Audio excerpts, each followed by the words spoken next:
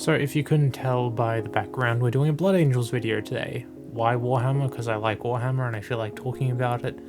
And I was thinking, and I haven't seen many Blood Angel specific book guides, so we're going to go through the top books that I think you should read as a Blood Angels fan. We're going to start off with honorable mentions, we're going to go to the maybe reads, and then we're going to go to the you must read because they're the best book. So to start off the list, and this is an honorable mention, and I'll be honest, it's the only book that I actually haven't read from this list, and that is the Blood Angels Omnibus. The only reason I'm saying it's an honorable mention is because from what I've heard, all of the Omnibus books are really, really good and worth the read, especially ones like the Night Lord's Omnibus. They're full of stories that are related to the chapter or the Marines that you're wanting to read, so why not read them? But apart from that, now let's get into the ones that I think you could miss, but if you do choose to not read them, you're probably going to miss a few things. So to start off the list, we're actually going to do the trilogy, because it is a trilogy, and it is the Mephiston trilogy, with the Revenant Crusade, the Blood of Sanguinius, and the City of Light. There are 3 books that focus around Mephiston and his journey into becoming what we know him as currently in the setting. They do take place over a very long period of time. The first book takes place before the devastation of Baal, and ends with him returning to Baal for preparations for the devastation. The second one takes place shortly after, when he is searching for a way to deal with the Great Rift. And then the third book takes place after he becomes a Primaris Marine. So it goes pre-devastation, pre-Primaris but post-devastation, and then post-Primaris for his trilogy. Now, getting into the explanations, I'll start with book 1, The Blood of Sanguinius. It deals with something that I didn't know Mephiston had, which he calls the Gift or the Curse. I can't remember exactly which one it's called. But essentially it is this black fire that engulfs Mephiston. Eventually you figure out that it is actually the dark side of the Blood Angels, the Black Rage, manifesting in Mephiston. But throughout the book he's learning a way to either deal with it or just get rid of it completely. And he attributes this to be he has this because he overcame the Black Rage. The other thing that you learn from him using this power is that it turns him feral in a way. He essentially does become a member of the Death Company in all but name. He acts feral, he has no control over himself, and he isn't with his senses. And as the book goes on, it gets worse and worse and progressively worse as it progresses. I'm not going to spoil the entire book because I want you to go read it, because they are 100% worth the read. You learn so much about Mephiston, and he's such a cool character in these 3 books. Especially in the first one, where you learn he also has like a friend. His name's Gaius Raceless.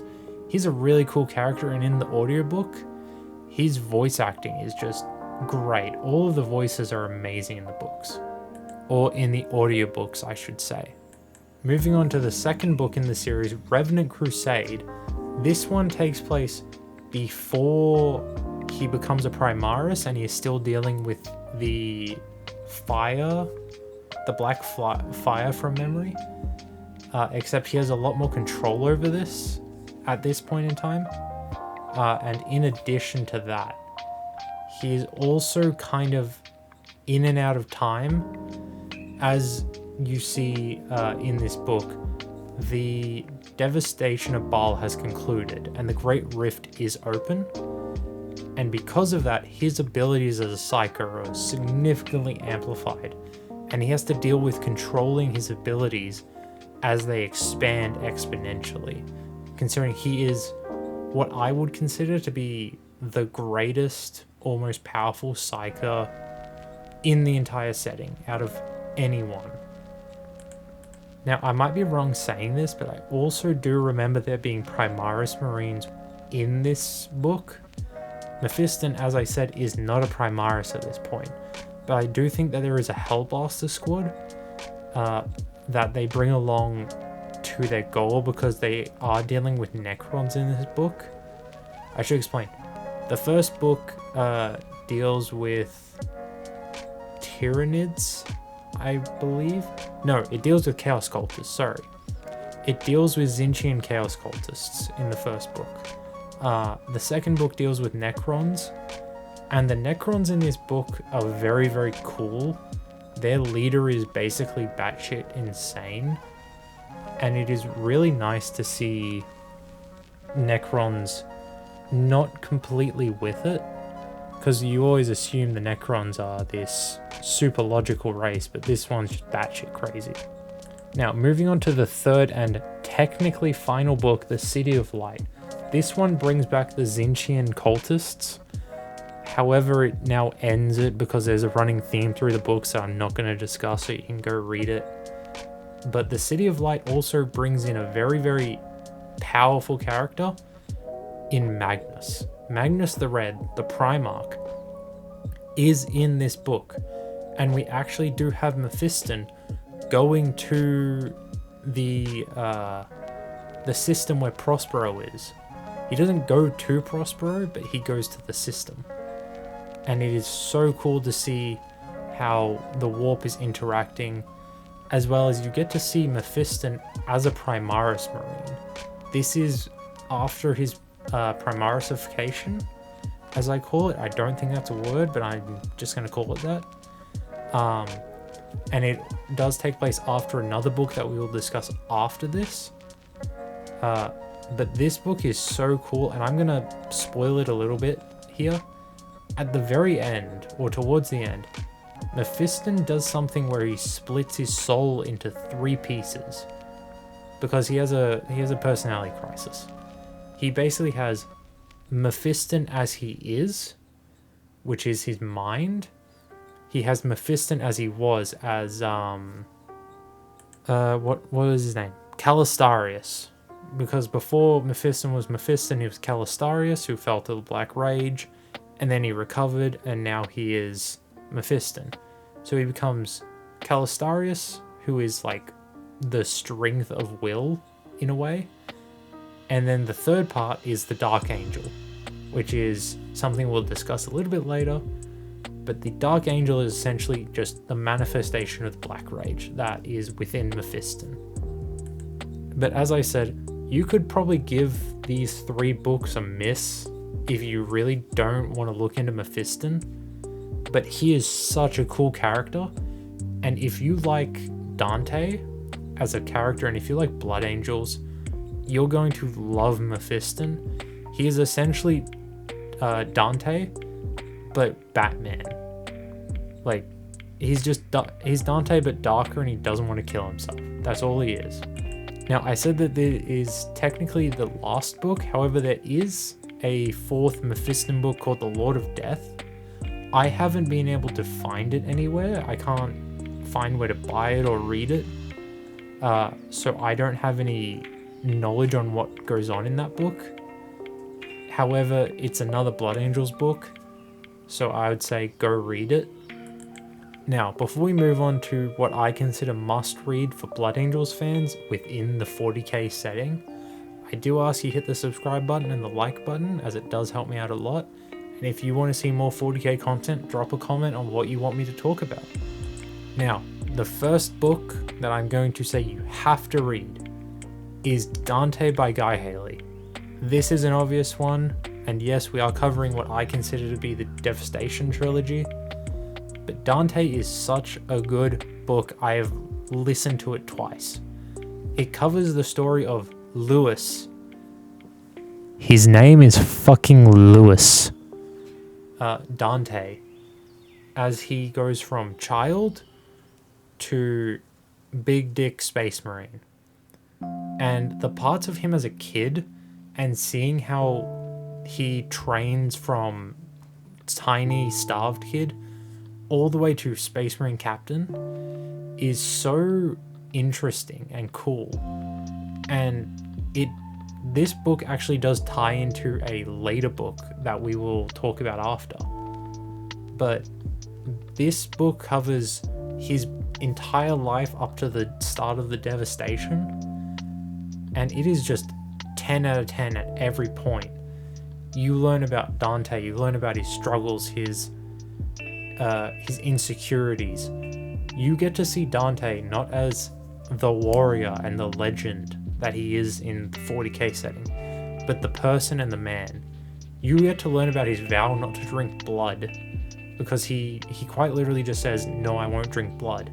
And you get to learn why he always wears the mask when in the presence of other people. But not only that, it just gives you a really good look at how Space Marines are made. One of the things that I find lacking in 40k is many books that deal with the creation of a Space Marine. And here we have a book that deals with the entire creation process of a Blood Angel for possibly the most pivotal character in the setting. Maybe not the most pivotal, but he is one of the most pivotal characters around. This book is just, you just need to read it. Like, that's my take. Go read Dante. Even if you're not interested in Dante, it's going to give you a lot of interesting insight into how Blood Angels work. Now, my second choice for must-reads, and this is an obvious one, it is The Devastation of Baal. We all knew this was coming, we all knew this was going to be brought up. It is a must-read for Blood Angel fans, as it kind of is important in every possible way. You have the Blood Angels and all of the successor chapters being wiped out by High Fleet Leviathan. You have the opening of the Great Rift affecting the Blood Angels and the Hive Mind directly. Like, the halfway through the book, the Great Rift just opens, and that's it. It just happens. And then you skip forward a little bit and things are progressing. Not only this, you also see Dante be wounded. And spoilers, I've already gone through spoilers, you know there's spoilers. Dante literally dies. This is the moment where the meme comes from, where it's like, oh, Sanguinius, my dad. Finally, I can die. And Sanguinius just says, lol, nope, get back to life. And then he arises. But there is another interesting thing that the Devastation brings in, which when I was reading or listening to it, I didn't know this was in the book, but towards the end, fucking Guilliman appears with the Primaris. This is the point where the Primaris Marines are introduced to the Blood Angels, and this is where Guilliman returns to the setting and into Imperium Nihilus as it is. So it is a very pivotal book, not only for the Blood Angels, but for the setting in its entirety, because this is where Dante is given wardenship of Imperium Nihilus. This is where the Primaris are basically introduced, and where Baal is re-secured by Guilliman and the Indomitus fleet. But as I've said, all around, this is a book that you need to read, but not as just a Blood Angels fan, as a 40k fan. This is a book that you should go read because it is just that good. This is in my top 3 books of all time for 40k, or for Warhammer in general. My other 2 being No Fear by Dan Abnett, because that book is just immaculate, and it is so cool to see Guilliman running around in space without a helmet, beating the shit out of word bearers. And the number 1 book that I have ever read that I like the most is Hell's Reach, because I'm also a massive Black Templar fan, and Grimaldus, I would lick his toes. Now, the last book that I'm going to talk about is Darkness in the Blood by Guy Haley. This is what I consider to be the end of the Devastation trilogy. It deals with a few things. The first thing it deals with is Dante's wounds and the fact that he is not healing. Because Dante, I don't know if you know this, bro is geriatric. He needs to be in the nursing home and he's still walking around on battlefields. Basically, in actual terms, the Swarm Lord that stabbed Dante in the Devastation book damaged one of his hearts and he can't heal anymore. This is affecting him and he can't fight as well anymore. But it also deals with Mephiston, because this is before the third Mephiston book, running out of time. Mephiston's powers are going out of control simply because of the Great Rifts opening and his Psyker powers being massively empowered. I don't really know how to put that any other way. Now, Mephiston being the Presso is literally just saying, kill me, I'm not, I can't control it. Cuvo, who is a helper of Call and one of the people who can create Primaris Marines, approaches Dante in this book and says, hey bro, I can heal you, get on this table. And Dante says, why? And then Cuvo tells him it's got a 98% fail rate. And Dante jumps on the table, but the Red Council says, no, you're too important. So Racelus, or Gaius, the friend of Mephiston that I mentioned earlier, is like, I have a better idea. Let's turn Mephiston into a Primaris Marine he's exponentially going to be stronger and bigger and more powerful. So that happens. There's also a side plot with some ship warfare. I don't really know how to explain that, but the cool shit is all with Mephiston. Because this is the book where we get to see the Light Angel and the Dark Angel and Sanguinius himself talking to Mephiston, whilst Mephiston is being Primarisified. And essentially that conversation goes like, well, I'm Sanguinius, I need you to do this. Mephiston says, nah brah, I want to die. Sanguinius is like, I know you do, but you've already made the decision because there's no time here. And then he shoves the Dark Angel inside of Mephiston. And that's why the other Blood Angels don't like Mephiston, because he houses the Dark Angel, which represents the Black Rage. God, it's really difficult to talk for this long. You don't realize that until you're talking. Now, that is pretty much my list of Blood Angels books that you should read. As I said, 100% read the Devastation trilogy consisting of Dante, the Devastation of Baal, as well as Darkness in the Blood. The Mephiston trilogy is worth the read, but it isn't necessary. As well as the Blood Angels Omnibus. I don't know what's in there, but I'm sure it's not bad. I've also heard good things about the Astrath books. Those are apparently really good, and I am honestly wishing that I read them, because I have the Astrath model and I absolutely love his model, and he seems like such a cool character. So if you want an Astrath video, do leave it in the comments and let me know. Well, that was a long video. Anyway, thank you all for watching. Please do subscribe and like the video. Let me know what you want to see next, and I will catch you all in the next one. See ya. Don't forget to follow the fucking Twitch for affiliates now.